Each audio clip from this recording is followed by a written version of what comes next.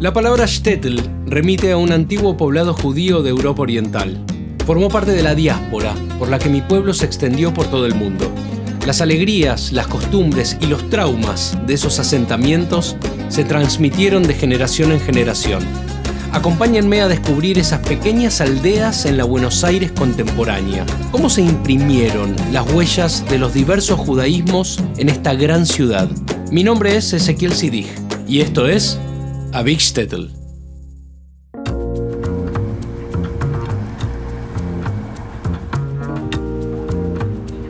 En la zona sur de la ciudad de Buenos Aires, los galpones y las fábricas son parte del paisaje.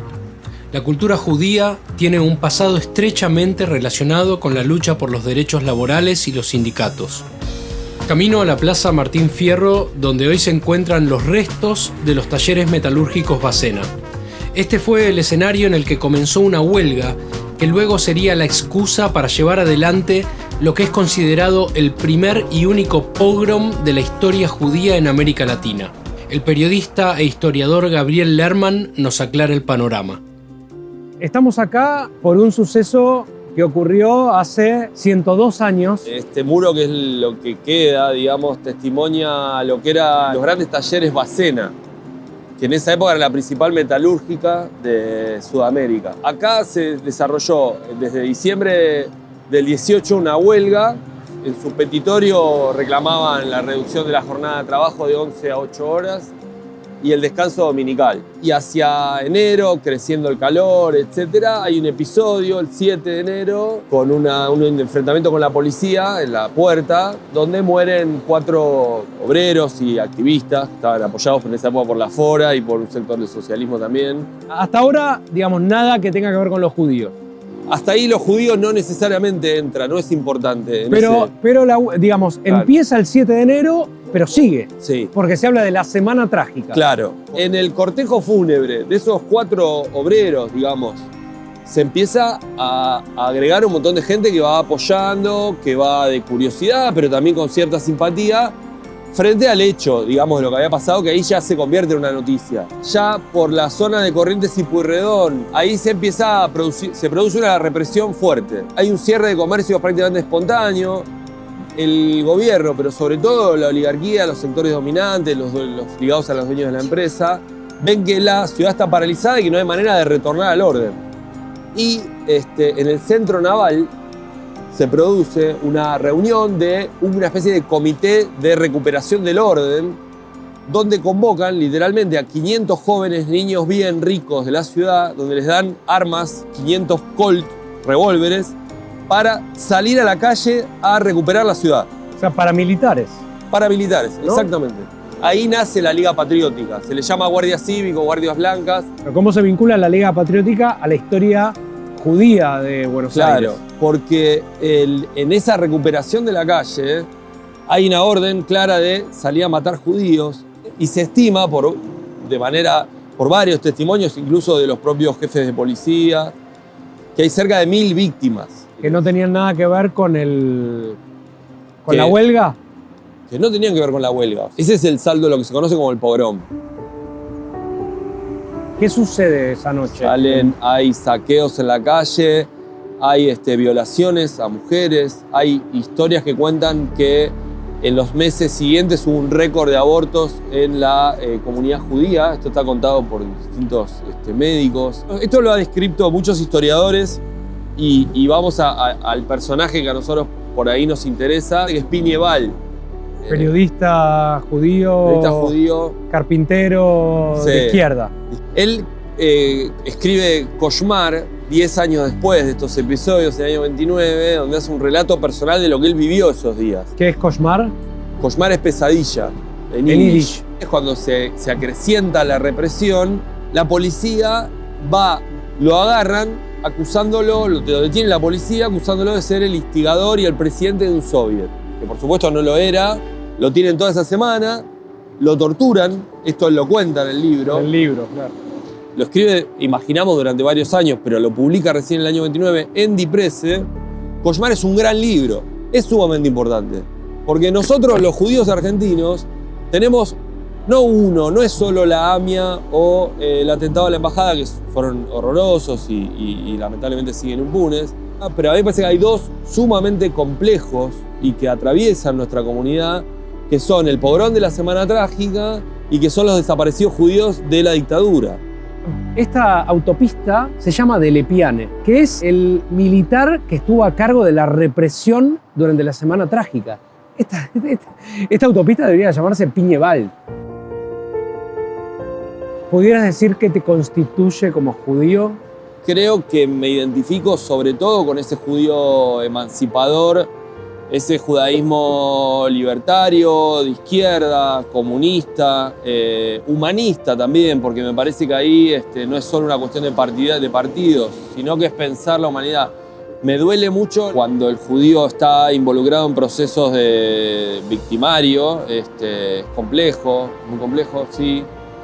Duele porque no es ese, si uno piensa en un destino, para el judaísmo no imagina imagina otra cosa. Bueno, valga esta conversación para elevar las almas de Piñeval, de todos los judíos y las judías que fueron muertos durante la Semana Trágica. Gracias por venir. No, gracias a ustedes por invitarnos y que así sea. Dale.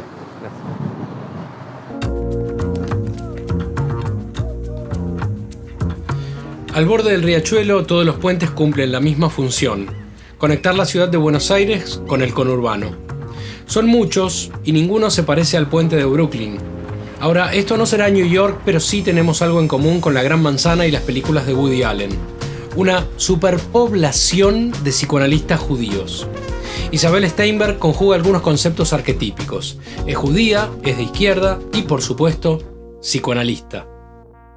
Mi abuelo paterno me llegó a contar que él llegó a la Argentina por el puerto de Hamburgo, caminando desde la zona de Kiev, porque lo venían a reclutar para el servicio militar a los 16 años. Tenían que hacer 3 años en vez de 1, y además en lugares horribles. Muchos no volvían. Siempre me conmovió mucho lo que me contó mi abuelo, que para no hacer la colimba se perforaban los tímpanos o algunos se cortaban un dedo. Entonces él no quiso ni perforarse el oído ni cortarse un dedo. Entonces tomó a los 16 años la decisión de ir caminando desde lo que era Kiev, los alrededores de Kiev, hasta Hamburgo, en Alemania. ¿Y cómo iba haciendo? Trabajaba para los campesinos, dormía entre la paja, le pagaban, claro, y con eso le pagaban con comida, nada más con comida. Bien. Entonces cuando se subió a un barco, subió para trabajar de grumete. ¿Qué hay de vos en ese judío que se escapa de Kiev y camina tantos y tantos kilómetros para encontrar la libertad? Las formas de tramitar el dolor son muy variables, pero en el caso que vos puntualmente decís de mi abuelo, yo nunca viví, ni él lo vivió, como traumático. Él creo que lo vivió más como héroe, como una epopeya.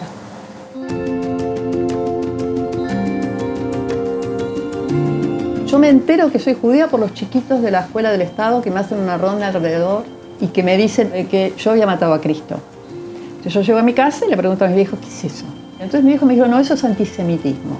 En el 67 entro al secundario, al normal 1, y descubro que hay chicas, judías, no judías, que compartíamos todas, habíamos hecho el ingreso normal, el interés por lo que pasaba en el mundo, en Latinoamérica, en la literatura, etc. La política. Y que además el tema de ser judío no era lo menos importante.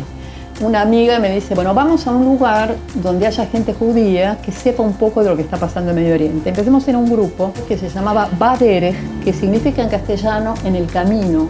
Desde nuestra ingenuidad queremos tomar posición de que no era una vergüenza ser judío y que no éramos culpables de si las políticas del Estado de Israel eran incorrectas. Después nos enteramos ya de adultos que estaba infiltrado por el partido nazi argentino. La cantidad de gente que se metía en grupos adolescentes para prever cómo y seguirnos los pasos, etc. No es casual que fueran exterminados antes del 76 casi todos los grupos, porque ya habían sido infiltrados. Después lo que pasó en el 76 fue la aplicación de un plan económico. nos preguntábamos por qué hay tantos psicoanalistas judíos Bien. en Buenos Aires. Bien. ¿Y cómo elegís vos, Bien. veniendo de toda esa historia familiar, estudiar psicología? El 1% de la población que es judía, él eligió en general profesiones que no casualmente tienen que ver o con la reconstrucción o con las preguntas sobre algo. O el psicoanálisis tiene mucho que ver con preguntarse por el trauma. Cuando la carrera de psicología se hace más popular, forma parte de las carreras humanísticas, donde hay mucha gente de origen judío en todas las carreras humanísticas, sociología, psicología. Y además cuando llegan al país a través de Enrique Pichon-Rivière, que de judío no tenía nada, llega las ideas de Mazota, que de judío no tenía nada, que conocía Lacan. Y esto es muy, muy interesante, porque uno podría pensar que hay muchos psicoanalistas judíos porque Freud era judío. Resulta que Lacan fue uno de los intelectuales franceses exquisitos más católicos, tenía un hermano obispo. Ahora vamos a recordar algo. ¿Qué población judía hay en Argentina? Ahora menos del 1%, pongamos 0,99 en relación a los 45 millones de argentinos. A pesar de que parece que estamos en todos lados, bueno. Sí. ¿Cuántos? Sí, algunos hablan de proporción? 250, otros hablan de 400.000, pero bueno, por ahí ¿Qué está. proporción de desaparecidos de origen judío hay en Argentina? ¿Lo saben? Mucho más que el promedio. Casi el 10%. ¿Qué significa? Que las ideas de cambio progresistas eran ideas emancipatorias, porque si el judío no era ciudadano y había estado en guetos durante 3 siglos, lo que quería es que las revoluciones lo liberaran a él también. La explosión, digamos, de los psicoanalistas judíos es en tu generación. ¿Qué fue atractivo para mi generación? Que ese psicoanálisis lacaniano incluía una cosmovisión de mundo. Vos tenías que tomar posición en relación a un montón de cosas. Lacan tiene escrito sobre el racismo, tiene escrito sobre los campos de concentración, pero no solo de los campos judíos, sino los que existen ahora con los migrantes en Europa. Entonces, al menos lo atractivo para mí, para mucha gente de mi generación, judíos y no judíos, pero para muchos judíos, fue que explicaba un poco más qué es ese quilombo que pasó en el siglo XX. ¿Qué te constituye como judía? Yo me identifico con todo lo que significa debilidad o minoría. Para mí el judaísmo es prueba de que la destructividad humana, el odio y la maldad puede no ser totalmente efectiva. Durante la Shoah se liquidó a la mitad de la población judía del mundo. Yo cuando me enteré de eso dije, pero entonces seguir siendo judía es defender la debilidad. Bueno, empezamos en tu tatarabuelo, toda tu historia. Gracias por compartir. Muchas gracias a vos. La ruta desde Kiev hasta Buenos Aires. Bueno, gracias.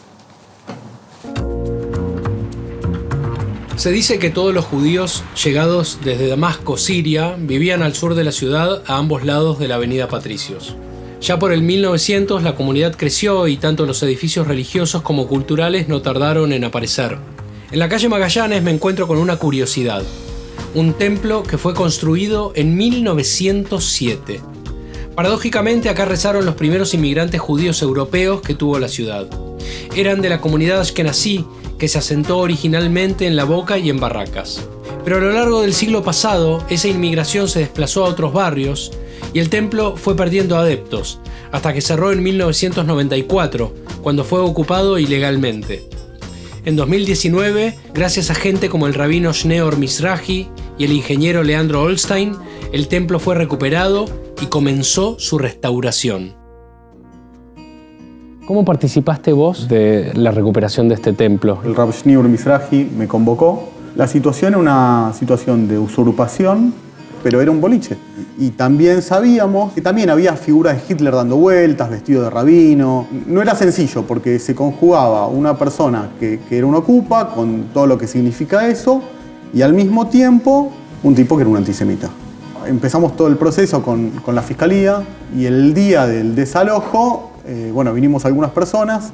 Claro, yo cuando entré me puse a llorar porque mi Bob y mi Segui tenían local acá cerca. Yo decía, quizás venían acá, qué sé yo, no sé. Pero claro, esto junto con las inscripciones en las paredes de cruces esvásticas, y es lo que por lo menos a mí más me movilizó. O sea, mi papá nació en un campo de concentración.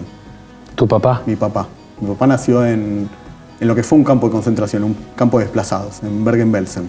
Claro. Entonces, bueno, eso fue lo que siempre a mí me moviliza. El tema de la justicia es lo que me lleva a hacer un montón de cosas, entre otras cosas esta. Una vez recuperado el templo, convocaron a un arquitecto.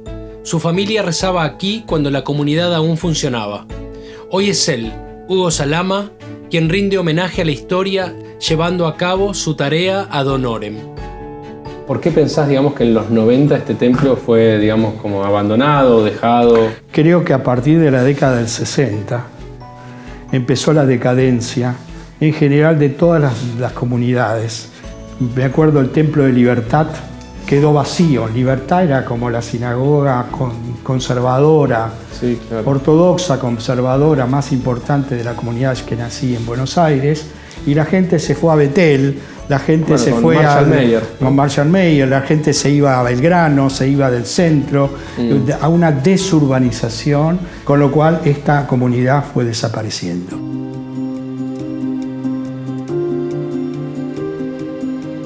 Estoy acá porque evidentemente el destino y la historia personal me trajeron acá. Alberto Salama, para entrar en el asunto, Sí. mi padre venía a este templo cuando era chico. Porque ¿qué mejor para un arquitecto que hacer una morada de santidad? ¿Qué mejor de un arquitecto para esta oportunidad de hacer un tikkun olam, una reparación? Porque para mí este templo, no solo por mi familia, no solo por mis abuelos, mis primos que vivieron acá, estuvieron acá, rezaban acá, lloraban acá, pedían acá. Te estamos hablando de la década del 30, la década del 40, la década del 50 del siglo pasado. Miseria fuerte, dolor, inmigración. Después vino el Holocausto, acá, ¿entendés? O sea, pidiendo acá por lo de allá. Entonces esto tiene mucha carga, mucha memoria para mí que recupero la memoria. Claro que sí. ¿Cuál es la misión que yo entiendo a esta altura de mi vida filosóficamente? Estoy acá para sacar toda la destrucción. No solo a veces se construye con el lápiz, se construye con la goma también. Vos sos un profesional del mundo, ¿no? Digamos, sos un judío del mundo. Has estado en movimientos de arquitectura muy importantes en Argentina, la escuelita que se fundó durante la dictadura militar, y sin embargo está lleno de religiosidad. Total. Mira, el primer arquitecto que yo conocí en la historia fue Bezalel. Bezalel fue el que, junto con Oliab, hizo el tabernáculo del desierto. Judaísmo y arquitectura van juntos, ¿no? El mundo es arquitectura, Boré Olam es arquitecto.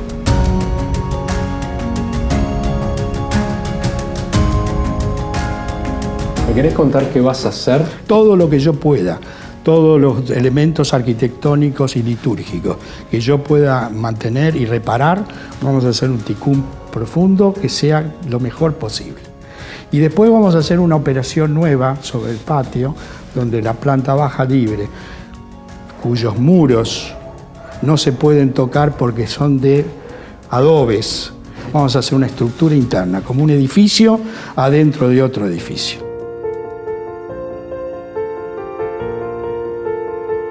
¿Qué te constituye a vos como judío? Todo. Yo soy consciente de que uno no llega acá, a este mundo, por casualidad. Yo creo que hay toda una historia, mi historia, y yo me hago cargo. Sé que estoy en la punta del tiempo y me hago cargo del pasado, del presente, y me hago cargo de lo que todavía no existe. O sea, estoy seguro que hay alguien que maneja esta historia, ¿entendés? Y entonces yo soy esencialmente judío porque creo que el judaísmo es eso. Creo que el judaísmo es una gran familia, es una gran tradición, es la garante de este mundo. Somos los garantes de este mundo. No vengo de una casa judía observante. Hay costumbres que no conozco del todo y quién mejor que Martín Alfie, un moré, un maestro, para mostrarme el hogar de una familia religiosa y sus costumbres. Vos me habías propuesto mostrarme cómo es un hogar, digamos, judío observante, y veo varias cosas. Una es la inscripción que tenés atrás tuya, que no tiene pintura y tiene una inscripción en hebreo. Una de las bases de la fe que tenemos es que hubo dos templos. El primer Betamikdash y segundo Bet HaMikdash, son los templos sagrados. El primero lo construyó David con Shlomo, lo construyó Shlomo. El segundo, después de 70 años de la destrucción del primero, con Ezra Sofer se hizo. Y bueno, y después que se destruyó ese hace 1953 años, todavía estamos esperando el tercero. Entonces, como que al no tener Bet HaMikdash, nos falta algo. Entonces, si nosotros vamos a estar todo el día pensando en que nos falta esa casa, nos va a agarrar tristeza. Entonces, nos dicen, no, ustedes vivan contentos, pero hagan ciertas cosas que les hagan acordar que nos está faltando el Bet HaMikdash. Una de las cosas que nos pide Hashem es dejar mínimo 50 centímetros por 50 centímetros sin pintar para recordar que nos está faltando la casa de Hashem y que Jerusalén todavía no está completa. ¿Está bien? ¿Qué dice? El pasuk dice, si me olvido de vos, Jerusalén, o sea, si me olvido de que no estás construida y pienso que ya está, Tishkach Yemini, que se olvide mi mano derecha. O sea, la mano derecha es todo.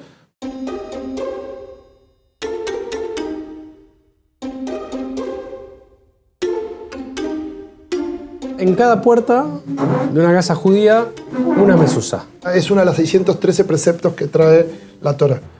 Que hay que poner una mezuzá en cada marco donde hay un cuarto que por lo menos tenga 2 metros por 2 metros. ¿Qué hay en la mezuzá que hay acá adentro?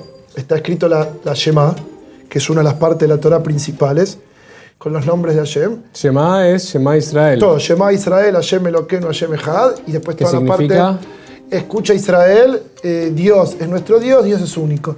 Es una declaración más que nada decir, vos sos nuestro Dios. ¿Cuál es el plus que tiene? Trae protección a la casa. Hubo muchos casos de que han pasado cosas en la casa raras, y se revisa la mezuzá, y se dan cuenta que falta alguna letra, entonces enseguida que se hace, se compra una nueva y se pone para traer la protección a la casa. Este es un Sefer Torah, no es original, o sea, esto está escrito con papel común de imprenta. Sí. La Torah hay que vivirla para saber lo que es. Todas las personas que no lo cuidan el Shabbat como corresponde, ¿qué te dicen? ¿Cómo hacen para estar 25 horas sin celulares, sin televisión? Pero fíjate que todos los que observamos el Shabbat, ¿qué decimos? ¿Cómo ustedes hacen sin un Shabbat? Nosotros estamos toda la semana desesperados esperando que llegue el Shabbat. Si querés, si tenés ganas, me muestres la fuente de la felicidad del Shabbat, que es la cocina. Sí, como vamos para allá. Sin duda que sí, es la fuente de la felicidad. Dale. Vamos.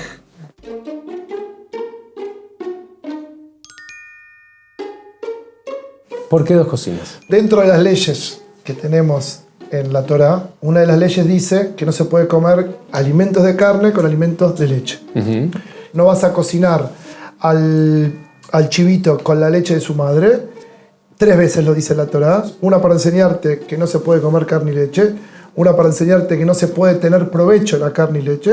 Y otra para enseñarte que no se puede cocinar la carne y la leche juntos. Entonces por eso tenemos la cocina de carne y la cocina de leche. Para Pesaj, que no se puede comer pan leudado. Muy bien, para Pesaj es una cosa impresionante porque hay que hacer una limpieza total de la casa. Hay un sistema que se llama Agalá, que es hacer kasher toda la cocina, que se le tira agua caliente, y en algunos casos inclusive con fuego, y es como que empezamos de cero. Se tiene que sacar todo lo que no sea de Pesaj. Esto es una vajilla especial para Pesaj, que la tenemos ahí arriba del comedor en un placarcito, que solamente se usa exclusivamente para esa fiesta. ¿Es en Shabbat o es en general que uno se lava las manos? ¿Y por qué se lava? ¿Me podés explicar cómo es el lavado de manos? Hay 2 momentos del lavado de manos importantes. El primero es a la mañana cuando uno se levanta. Porque cuando la persona duerme, se compara a 1:60 de la muerte.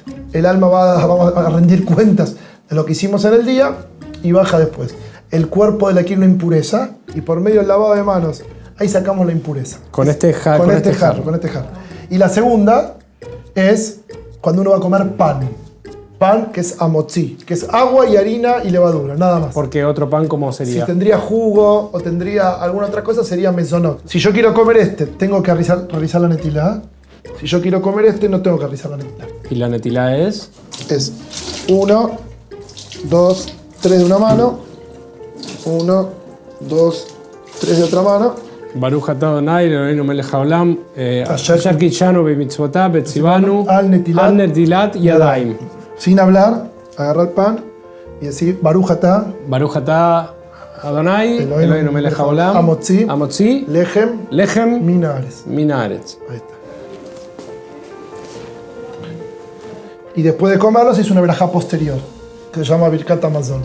Bueno, ¿vamos a comer? Dale, como quieras. Dale. ¿Tenés hambre? Vamos. Sí, dale. No.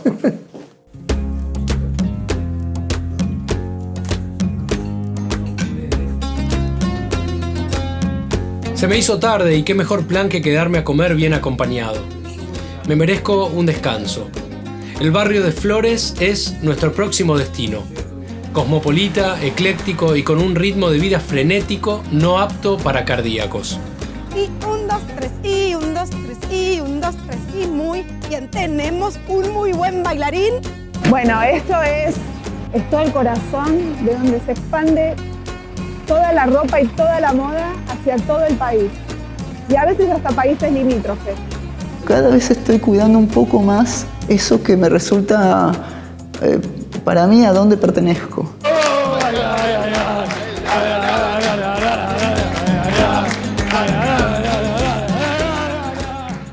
Este proyecto ha sido ganador del Fondo de Fomento Concursable para Medios de Comunicación Audiovisual, un mecanismo de fortalecimiento de la pluralidad de voces y subsidiado por el Ente Nacional de Comunicaciones, bajo la licencia del Creative Commons Atribución Compartir Igualdad 2.5 Argentina.